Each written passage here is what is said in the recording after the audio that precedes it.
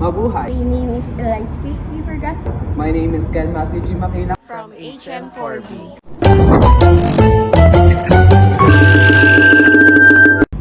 Number 1, customer retention. Customer retention is a strategic process which to keep or retain the existing customer and not letting them diverge or defect to other organization or supplier for businesses.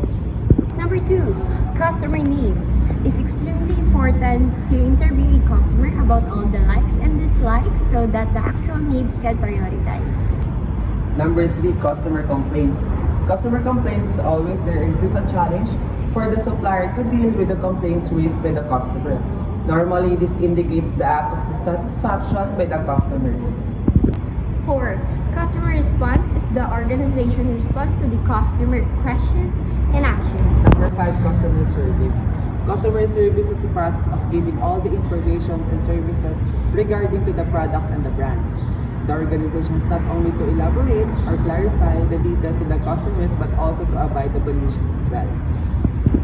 Customer satisfaction is a metric that measures how well needs and responses are coordinated and met to exceed customer expectations.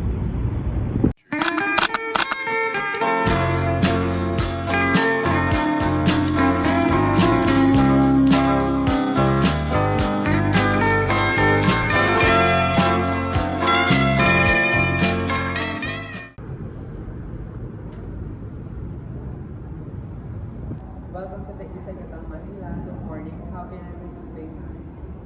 Hello, I have a reservation under the name Kate. Certainly. Can I have your name, please? Eliza Kate.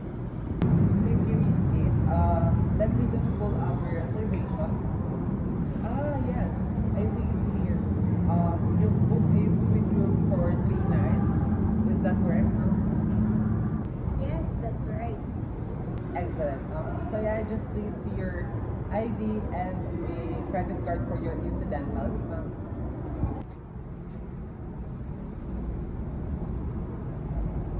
Here. Thank you, ma'am. I'm just going to pre-authorize your card for the amount of 10,300 pesos, which covers your room and a small amount for any incidentals.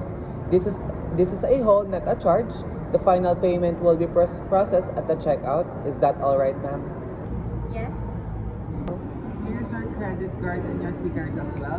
Your room number is 9012. Breakfast is served in the shops marked on the ground floor and will be running from 6 a.m. to 10 a.m. in the morning.